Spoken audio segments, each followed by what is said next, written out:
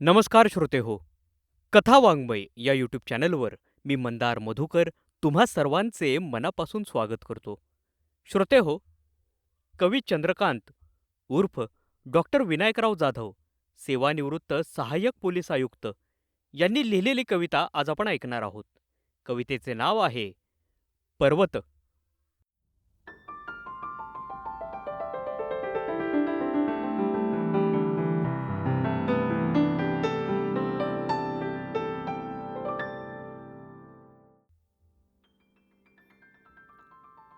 मी पाहिला पर्वत क्षितिजा पल्याडचा.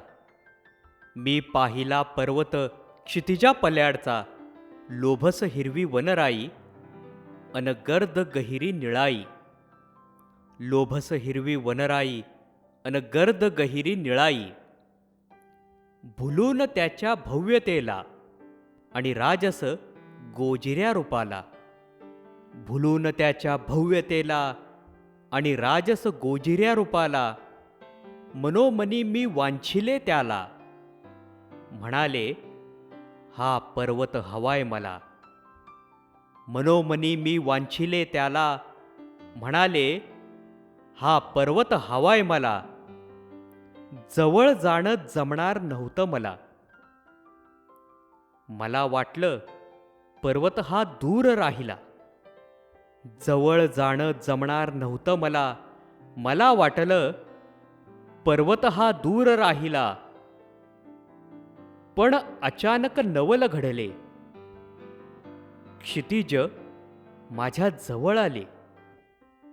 पण अचानक नवल घडले. क्षितिज माझ्या जवळ आले. येताना पर्वताला घेऊन आले. येताना पर्वताला घेऊन आले. जवळून नाही पर्वत भावला. येताना पर्वताला घेऊन आले. जवळून नाही पर्वत भावला.